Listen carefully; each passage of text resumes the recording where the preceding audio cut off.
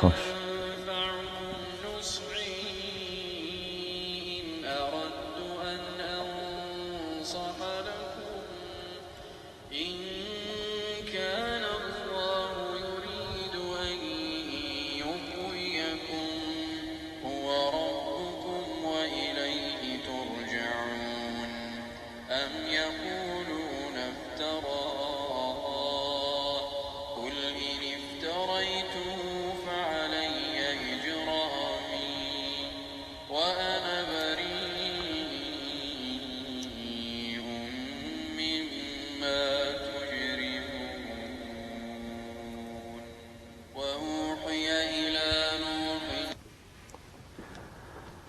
أعوذ بالله السميع العليم من الشيطان اللعين الرجيم. بسم الله الرحمن الرحيم. الحمد لله رب العالمين، والصلاة والسلام على أشرف الأنبياء والمرسلين، حبيب إله العالمين أبي القاسم المصطفى محمد، وعلى أهل بيته الطيبين الطاهرين المعصومين المنتجبين. Brothers and sisters, Assalamu alaikum wa rahmatullahi wa barakatuh. I'd like to begin by first extending our congratulations to everyone who is celebrating this auspicious occasion, the occasion of the birth anniversary of a very special individual, and that is Abil Fadl Al-Abbas ibn Amir al-Mu'mineen, the 4th day of Sha'ban. The topic of my talk tonight is the character of Al-Abbas alayhi salam. But before we delve into the subject, I want to take a few moments and preface the talk and ask the question, what is character? How do we define character? So there are a number of ways that we can begin to define character. Some experts say that character is who you are on the inside and what you do when nobody is looking. And I'll go into a little bit of a brief history of how that is significant and how that is important. See, when you study success literature in the United States, going back to the 16th century, the founding of this nation, the literature that emerged after that period was the success literature that emerged from that period was primarily character-based. What does that mean? So character includes concepts and ideas such as integrity, such as the golden rule, do unto others as you would have them do unto you. And so for many, many years, literature regarding success and self-improvement and self-development had to do with character, integrity, who you truly were on the inside, changing yourself on the inside so that you can change your perspective on the world and be a better individual, be a better servant. Now if you track on that same timeline, you find almost after World War I, basically around that time, that success literature began to focus on personality ethic, which is the opposite of character. See, character is who we are on the inside. Personality is our surface, basically the face that we present to the world. So every individual has a private image and a public image.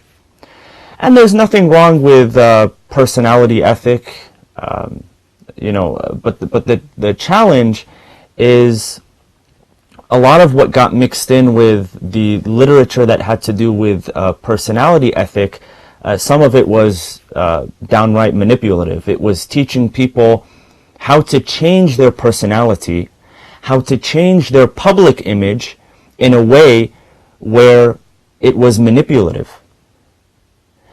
And it was about getting what you wanted by making other people, coercing other people to basically do what you wanted in order for you to get what you want. So there's a difference between character and personality. Sometimes you see someone who, you interact with them and you say, my God, this person has a great personality. They have a wonderful smile. the way that they introduce themselves. But personality doesn't tell you the full story. It doesn't tell you if this person is a person of character. It doesn't tell you if this person has morals and values and principles that they believe in. So while personality and having a good personality is important, what is more permanent is developing our character, working on our character, who we are on the inside. You know, if you look at it from a medical perspective, we learn that there are conditions which are chronic and conditions which are acute. Chronic symptoms refer to the symptoms which remain within an individual, which remain dormant for long periods of time and sometimes do not come up to the surface. Acute syndromes are the ones that are apparent. They are on the surface. So sometimes when we have chronic illnesses, we try to use acute, meaning surface level treatments in order to cure what is happening deep down. And that doesn't work. That's like if someone is, for instance, suffering from depression or anxiety, a deep-rooted depression or anxiety, and you tell them, you know, go out for a walk and you'll feel better. While temporarily they may feel better, but that does not solve the internal crisis which is taking place. And unfortunately, you know, this is just one example, but unfortunately this is what happens to takes place within our communities, is that we offer sometimes surface level treatments for challenges which are deep-rooted and deep-seated. So if we just change our personality without working on our character, it becomes artificial. And people are able to sense through that. If you're just a nice person on the outside, if you're friendly on the outside, if you're smiling, however, you do not have good intentions because you have not changed who you are on the inside, people can see directly through that.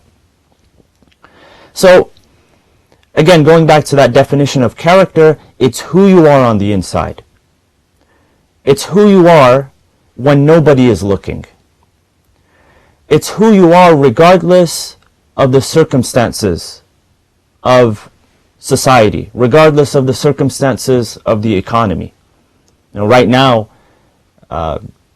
we're living in a time where some people are revealing their true character and their true motives on the inside.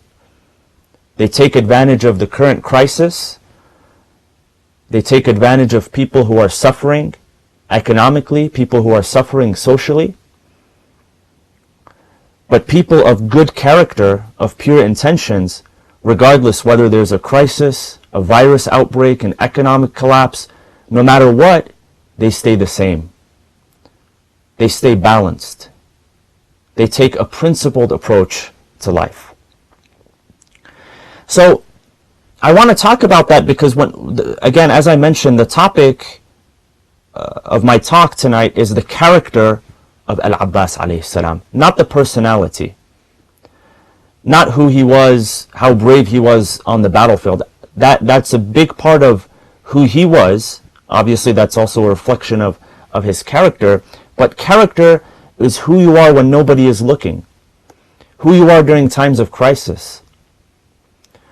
You know, there's a narration. It describes Abu al-Fadl al-Abbas alayhi salam on the battlefield when he went to the river in order to retrieve water for the thirsty family members and companions of Imam Hussein.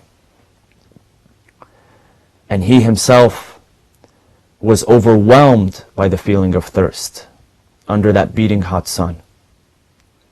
And when finally he made it to the river, when he broke the ranks of the soldiers who were guarding the water, he placed his hands into the water. He felt the coolness of that water. If you've ever been out on, camping or an expedition and hiking or whatever, or if you've played intense sports, sometimes we're not able to refrain from water for 15 minutes, 20 minutes. Well, imagine for days refraining from water. Al-Imam al-Baqir alayhi salam, one narration is attributed to him. he describes what Al-Abbas alayhi salam was feeling on the inside. He says, كان قلب عمي العباس كصالية الجمر من الظما. He says, the heart of my uncle Al-Abbas, it was like a burning piece of charcoal. Imagine how thirsty he was. But it's because he had strong character and he was a principled person, that even though the world around him was chaotic, even though internally he was suffering, he knew that it was not the right thing to do. Drinking water before giving to his family was not the right thing to do. That's what happens when we have strong character. See, there's a difference, and this is a point that I want to hone in on, brothers and sisters. There's a difference between being a strong person and a person of strength. A strong man and a man of strength. A strong woman and a woman of strength. See, when I say strong man or strong woman or strong person, what's the first thing that comes to your mind? If I say strong man, you think, well, some of you know there's the strongman competition. It's an annual competition that takes place where you have powerlifters and strong men who, weigh 300, 400, 500 pounds, and they're able to lift double their weight. Huge rocks and boulders, and they prove their strength, how much they're able to lift physically. That's a strong man. But does being a strong man mean that you are a man of strength? Does being a strong woman mean that you are a woman of strength? And to understand the difference between being a strong person and a person of strength, we can look at the scriptures. See, when you read, for instance, an example out of the Bible, and when you look at the Bible versus the Quran, obviously the Bible is much more expansive. Many more pages are in the Bible. The Quran is much more concise. But because the Bible is more expansive, obviously there are many more stories in there. So one of the stories is the story of Jezebel, who was the wife of King Ahab. And this was a strong woman. She was strong because of her position. She had positional authority. However, she used her position, her leadership, and her influence for evil purposes. So she instituted idol worship. She instituted the killing of prophets. She was a strong woman, but was she a woman of strength? Likewise, we're also told the story, in contrast to that, the story of the mother of Moses, the Prophet Musa alayhi salam. And the Quran speaks to her. It says, Bismillah ar-Rahman ar-Rahim, وَأَوْحَيْنَا إِلَىٰ أُمِّ مُوسَىٰ أَنْ أَرْضِعِيهِ. We revealed, we inspired, we sent inspiration to the mother of Moses to nurse him. It was a time of fear. It was a time when baby boys were being killed because the Pharaoh knew that his rule, his sovereignty was going to be challenged by a young man. And so his order, if you will, his executive order, was to kill every firstborn. So Allah says, we assured the mother of Moses, we said, take care of him, don't give him up, and arضعيه, nurse him. Develop that bond. And only now modern medicine and modern science is telling us how important those first few weeks and months and years of a mother nursing her child is. I don't want to go into entire detail, but if you look into it, it's a very fascinating world of how the nutrients that a child receives in those first few weeks and months set them up for their entire life, gives them antibodies, the ability to fight off diseases that otherwise they cannot get from the outside world, even with the advancement that we have in medicine and technology today. أن أرضعيه وأوحينا إلى أم موسى أن أرضعيه فإذا خفت عليه فألقيه في اليم. If you become fearful, if you are overwhelmed by your fear, then cast him. Let him go. Cast him into the river, and that's exactly what she did. Now, the mother of Musa was not the wife of the Pharaoh. She had no true positional authority, but she had moral authority. And she had a lot of strength. It required a lot of internal strength to cast her son into the river. So that's not a strong woman, but it is a woman of strength. Of course, the Quran gives us many of those examples. In the Quran, for instance, in chapter number 66, Surah Al-Tahrim, Allah subhanahu wa ta'ala gives us the example of the wives of two prophets, the Prophet Nuh and the Prophet Lut alayhim as-salam. ضرب الله مثلا للذين كفروا امرأة نوح وامرأة لوط. Allah subhanahu wa ta'ala presents the example for those who disbelieve of the wife of Nuh and the wife of Lut. These were women who, because they were married to men of influence, by default they also had positions of influence and positions of authority. Likewise, in the Quran we're told the story of the wives of our own Prophet Muhammad sallallahu alaihi wasallam, that whatever you do, people are going to look up to you. They are going to look at you as role models and as examples in their life. So if you do evil, you will be punished twofold, and if you do good, you will be rewarded twofold as well. يا نساء النبي من يأتي منكن بفاحشة مبينة يضاعف لها العذاب ضعفين وَكَانَ ذَلِكَ عَلَى اللَّهِ يَسِيرًا. The opposite is also true. So those that choose to do evil, they are punished twofold. Those that choose to do good, they are rewarded twofold, because they are in positions of influence and authority. So they have strength. Likewise, chapter 66, Surah Tahrim, tells us the story of the wife of Fir'aun and Maryam ibn Imran. Two women who used what they had, their strength, for good. So these stories, brothers and sisters, they draw for us a stark contrast between a person of strength and a strong person. There are many examples of men as well. You know, if you look at the famous story of David and Goliath. Goliath is a towering giant, one who is to be feared, a strong person, whereas David is a young man, not considered a strong man. However, as the story unfolds, we learn that David becomes a man of strength. He becomes a person of strength. All of this ties into who we are on the inside. Again, it's all related. See, people have strengths in different places. So a strong person normally if you would say a person is a strong person, it's because either they have a strong personality on the outside or they have physical strength. But we know that strength can come in different shades. It can come in different forms. So some people, for instance, I'll give you an example of this. Some people intellectually, they're very strong.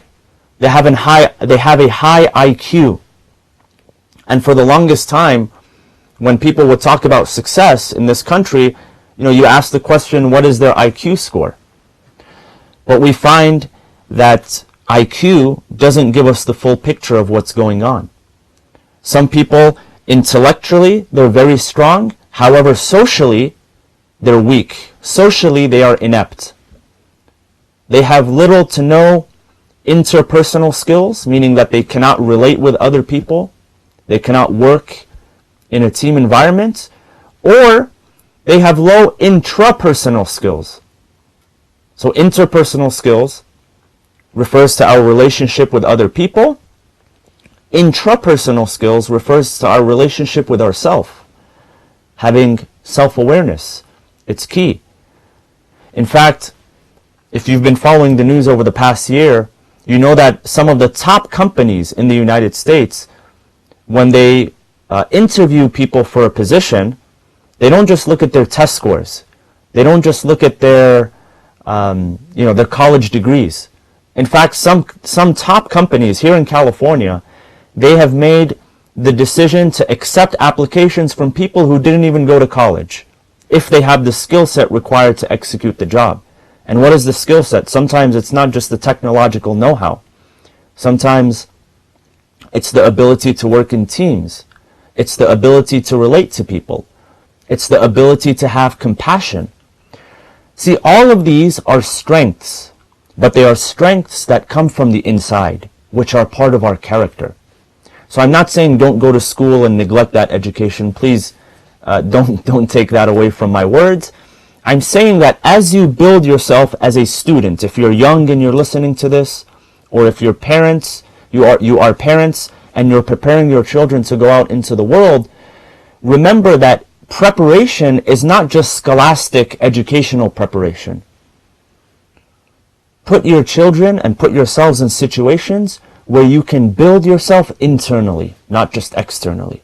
Becoming a more compassionate person, becoming a person of integrity, becoming a person who practices the golden rule. Do unto others as they would have to, you would have them do unto you.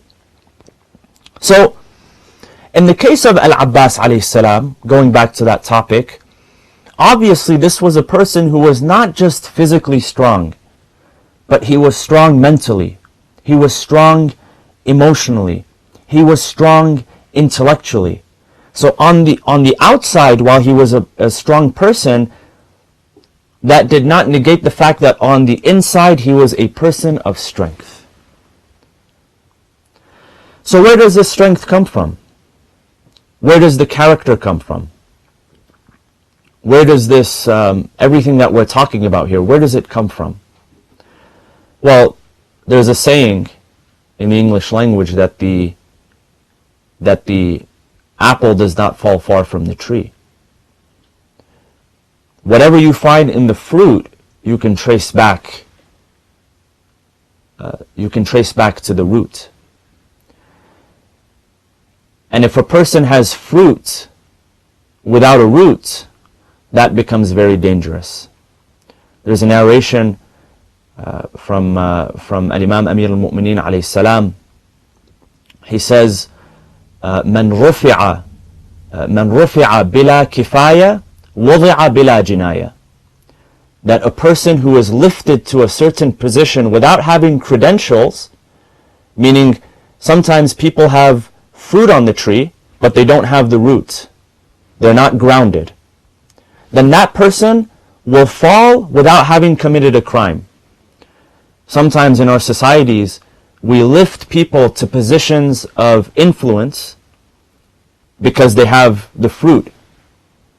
The way that they speak, the way that they recite, the way that they dress, they have the personality going for them. However, there's no root.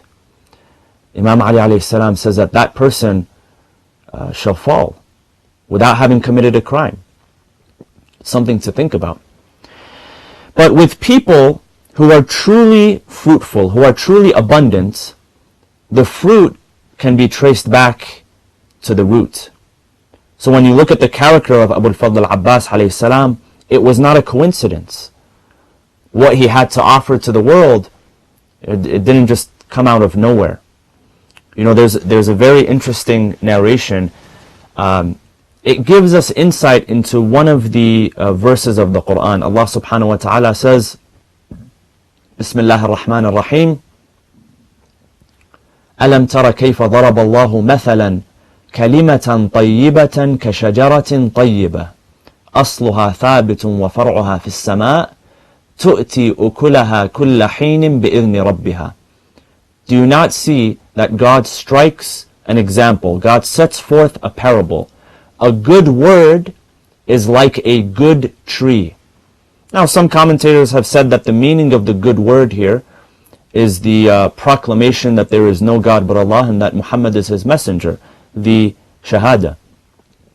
But if you look at the meaning of this verse, it's interesting. A good word, when you speak a good word, whether it's that specific proclamation or any other good word, it is as if you are planting a good tree. You are planting a firm tree. And that gives meaning to the idea that your words, whatever you speak, the words that you choose to describe yourself or to describe the world around you, to describe family members, to describe the situation, whatever words you choose to speak is like a seed that you are planting into the ground, and it bears fruit. So if you think of yourself as a terrible person, if you keep repeating those words, if every time you look in the mirror you're disgusted with yourself, if you comment negatively every single day about your physical appearance, or about your emotional state of being, if you keep repeating to yourself the words, I'm ugly, I'm not attractive, I'm not friendly, I can't make friends, I can't do this, I can't do... Those are all words which are like seeds that you plant into the ground. What do you expect? Do you expect to plant something which is rotten and then grow something which is fresh out of it? It doesn't work that way.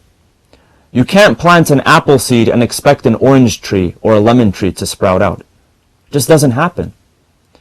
Likewise, when you choose to speak words of positivity, words of encouragement, words of love, words of compassion and care, you know, there are certain power phrases that you could say to people.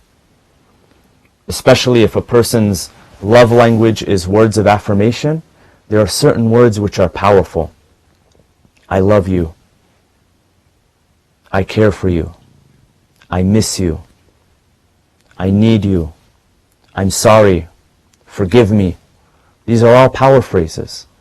These are all phrases that build love and trust between people. These are all seeds that you plant into the ground.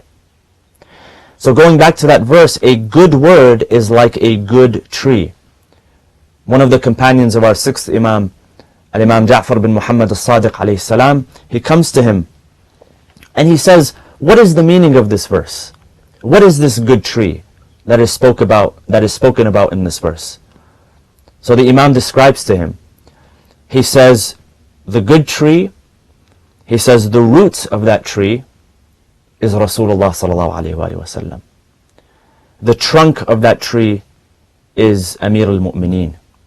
The branches of that tree are the Imams of Ahlul Bayt from the progeny of the Prophet. The leaves of that tree, and this is the interesting part, are the followers of the Ahlul Bayt alayhimus salam, and the fruit that comes forth from that tree is the knowledge and the abundance of good that flows forth from the Ahlul Bayt alayhimus salam. So it's all interrelated, it's all connected to one another. So what comes forth from the Ahlul Bayt alayhimus salam, the goodness that comes forth from them, the character, the strength of mind, the strength of heart, the strength of emotion, the compassion, all of those positive qualities and attributes, they all originate from the character of Rasulullah sallallahu alayhi wa sallam. So what we saw with the life of Abu al-Fadl Al-Abbas alayhi salam was a direct result of the intentional upbringing that emerged from the home of Rasulullah, from the home of Amir al-Mu'mineen and Fatima al-Zahra alayhim as-salam. And God describes these homes in the Quran, في بيوت أذن الله أن ترفع ويذكر فيها اسمه. That these are homes which Allah subhanahu wa ta'ala himself has blessed and has given the permission for his name to be recited. Those are the homes in which the words of the Quran were revealed to. This is something that we learn directly from the narrations of Rasulullah sallallahu alayhi wa sallam. So how do we practice that? You know, we talk about the fruit coming from the root, and I'll end with this. How do we put that into practice? Right now, brothers and sisters, we're experiencing a very interesting time globally with this pandemic, and obviously it is a crisis, and our hearts go out to everyone who is suffering at this time, everyone who is in need. So please, during these blessed nights, as we celebrate, also do not forget to remember people in your dua. That sometimes crises like the one that we are experiencing they have disadvantages, but also they have advantages as well. One of the advantages we're finding is that people are now spending more time with their family members. And there's a very, very simple equation. If you want to pass on character, first of all, it begins with ourselves. Leadership. We have to have good character in order to pass on good character. But the way that you are able to do that is by spending time. There's a very simple equation. It's very, very simple. Myself, I never made it in high school to trigonometry and calculus and the higher levels of math, so this works very, very well for me to remember. But the equation is time equals influence. The influence that you receive and that you give in your life is directly proportionate to the amount of time that you spend with someone. The more time you spend with someone, the more you are able to influence them, and the more they are able to influence you. The less time you spend, the less you are able to influence them, and the less they are able to influence you. Once you choose to spend time with someone, however, you can't choose whether this person, whether you influence them or they influence you. You can't say, I'm going to hang out with this group of people and they're not going to influence me. It doesn't work that way. So now that we have more time, brothers and sisters, this is the time that we're able to pass on character ethic to our children, to our family members. It's easy to get distracted with devices, with catching up on, with shows on Netflix and movies and that sort of thing. And that's fine. It's okay to spend some time in entertainment. But it has to be limited. Your prime time has to be dedicated first to Allah subhanahu wa ta'ala, and second to those who God has put in your protection. And those are your closest family members. We ask Allah subhanahu wa ta'ala on this very special day, this very special night, to reward us for our deeds. We ask Allah subhanahu wa ta'ala to allow us during this downtime to focus our efforts, our energy on building our relationship with Him, building our relationship with our family members. Now, my friends, is a great time to reach out to people, to hop on a video chat with them, to call them, to text them.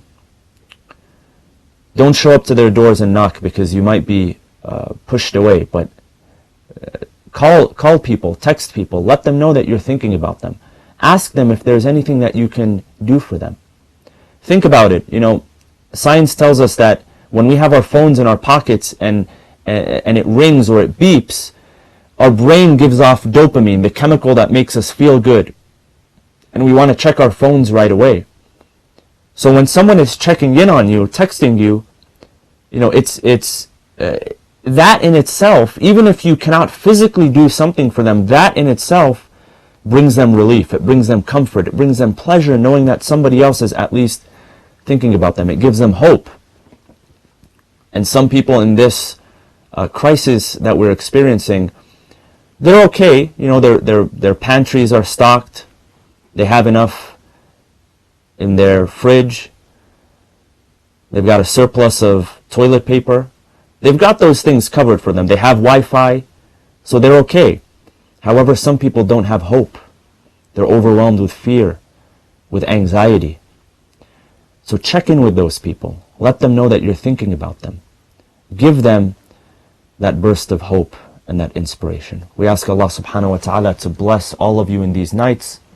We're so glad that this has given us an opportunity to connect with you inside of your homes. I've received many messages from people who, throughout the year, under normal circumstances, have not made it to the mosques for whatever reason is limiting them, but they tune in every night.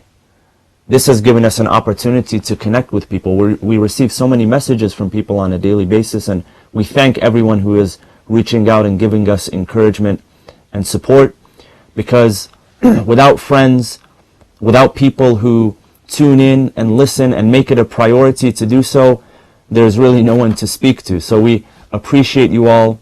We love you all. We are praying for you all. And inshallah, as soon as we're through with this crisis, we can all get together in person and resume our lives the normal way and celebrate. But with that, I leave you in the mercy of Allah subhanahu wa ta'ala. May God bless you abundantly. May God bless your communities and your families. وصلى الله وسلم على سيدنا محمد وعلى أهل بيته الطيبين الطاهرين.